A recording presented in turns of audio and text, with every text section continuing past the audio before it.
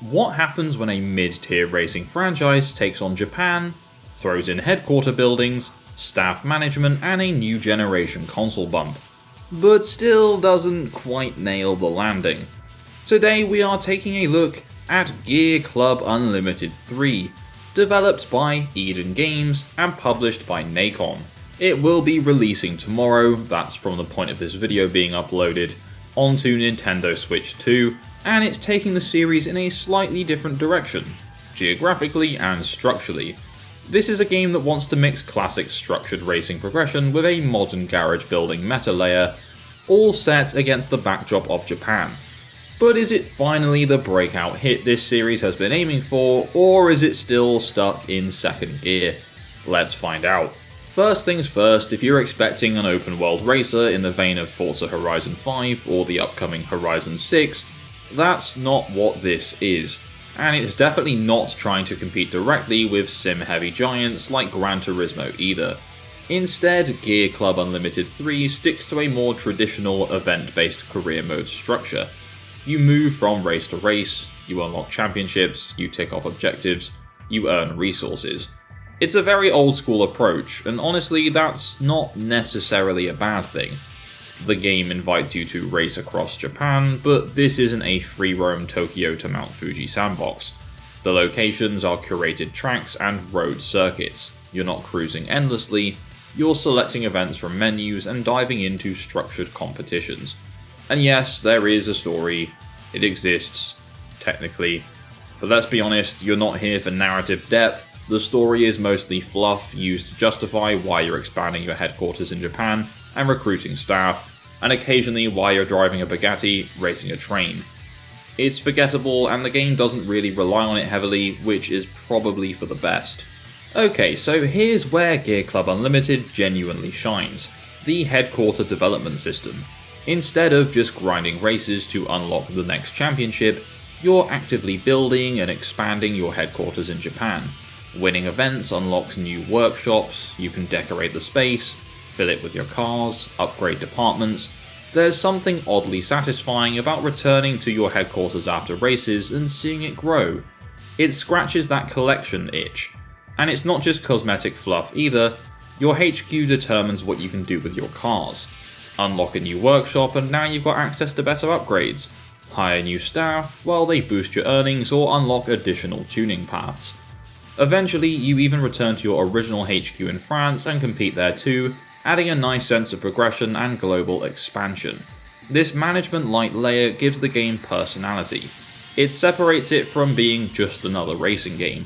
If you enjoy progression systems and building something tangible outside of the track, this aspect is genuinely engaging. I will say though, they don't really explain how to get the additional parts to upgrade your workshops.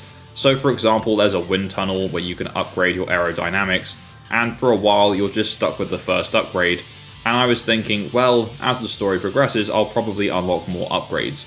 No, there's just a button you have to press to upgrade it and spend money on it, but the game actually never tells you that, which was kind of frustrating, so I didn't actually work that out until a good 5 hours into the game. Early on in the game, you can kind of brute force your way through events with whatever car you happen to have chosen first, but as the optional events stack up, things get more specific. Some championships require cars from particular regions, a certain performance class, or a specific drivetrain layout. And beyond hard requirements, there's strategic selection too. Long straight heavy race, you'll want something with serious top end speed. Tight technical circuit, well, prioritize handling and acceleration. This is where the upgrade system and resource management become crucial, because money alone won't carry you. One of the most interesting mechanics in this game is how it separates currency from upgrade materials.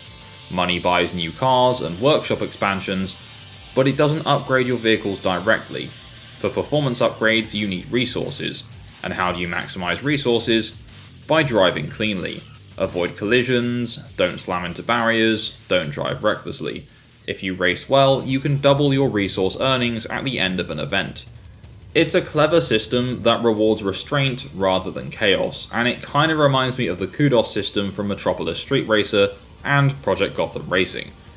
In a genre where some players treat AI opponents like bowling pins, This is a refreshing change. It subtly nudges you towards smoother, more respectful racing lines. That said, there is a catch to that. The AI employs a noticeable catch-up mechanic. Make a mistake near the end of the race, that gap you carefully built pretty much evaporates instantly. And because resources are tied to clean performance, one bad moment can feel punishing. It creates tension, but not always in the good kind of way. There's a thin line between exciting rubber banding and frustrating artificial competition. And Gear.Club Unlimited 3 kinda steps over it now and then. Another nice addition to this game is staff members.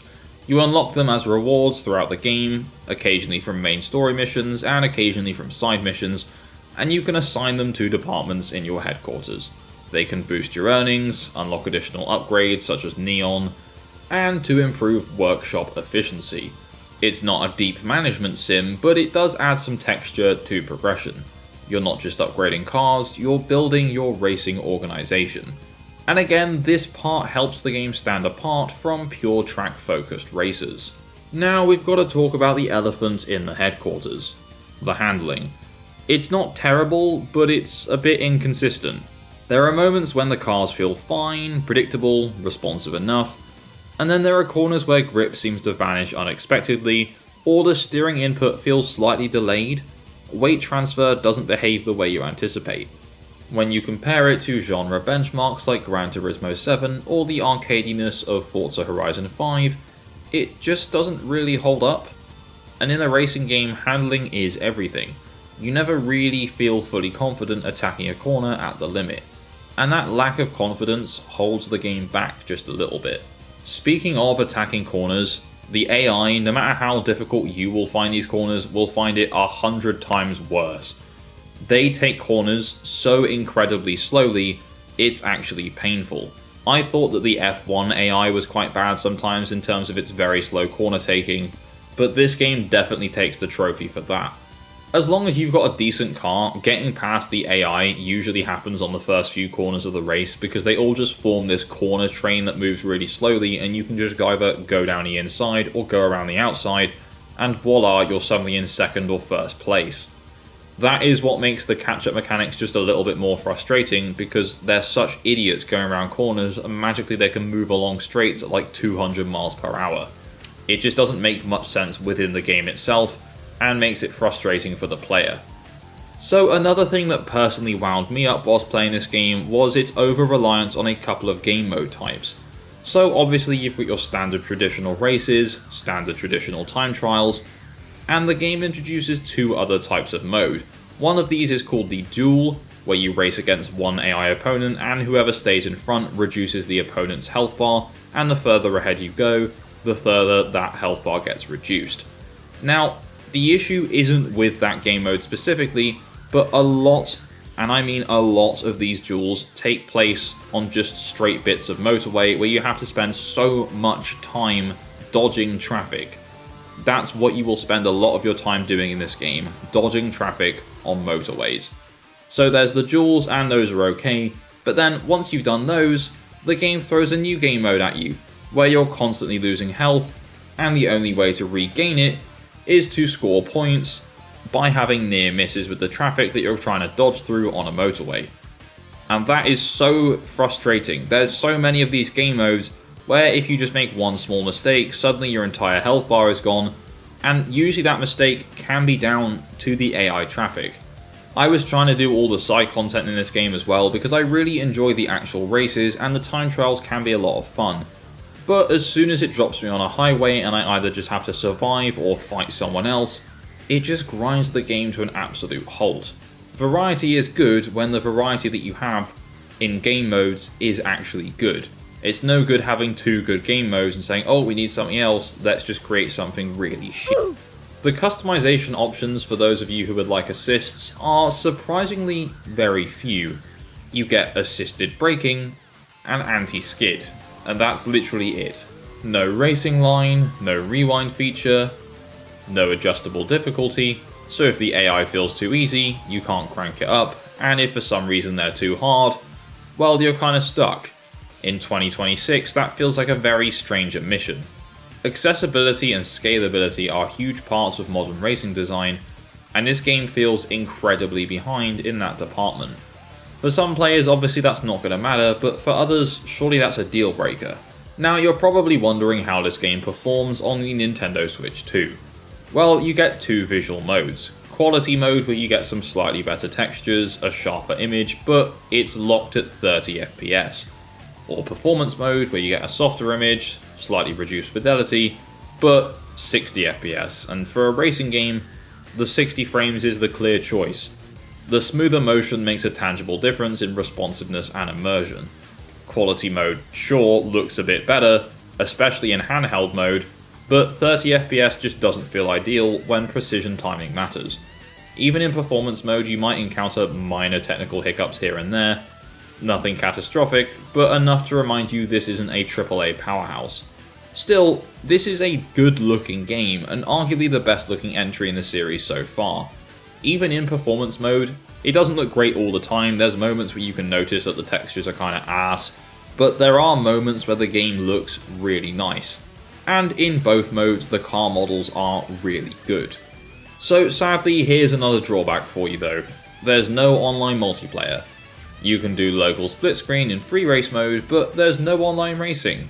In a genre built around competition, that absence seems a bit stupid. Surely it's going to limit longevity for players who thrive on the human competition rather than the stupid AI. But hey, let's just answer this question. Is this the best entry in the series? Yes, without question. The progression systems are more engaging, the Headquarter development adds depth, the visual upgrade on Switch 2 does help, but does it finally elevate the franchise into top tier territory? No, not really. It's like a strong mid-table racer rather than a genre leader. But you'll enjoy this game if you like structured career modes, garage building, customization, if you appreciate the old kudos system from Project Gotham, you don't need online, and you can tolerate slightly inconsistent handling. However, you might want to skip this if handling precision is your top priority, you want deep assist customization, competitive online racing, or cutting edge sim fidelity. So at the end of the day, Gear.Club Unlimited 3 is good. It's just not great. The HQ development system is fun, its resource-driven clean racing incentive is smart, it looks pretty solid on the Switch too, and it's the strongest entry this series has produced so far. But the middling handling model, kinda goofy AI, and lack of online multiplayer keep it from greatness. If you go in with the right expectations, you'll find a rewarding, if slightly flawed, racing experience. And that takes us to the end of our look at Gear.Club Unlimited 3. If you enjoyed this video, please don't forget to hit that like button, and if you haven't done so already, please consider subscribing and tapping that bell for notifications to stay up to date with my future uploads. A massive shout out to my Patreon subscribers for the continued support, and all I really have left to say is thanks and goodbye.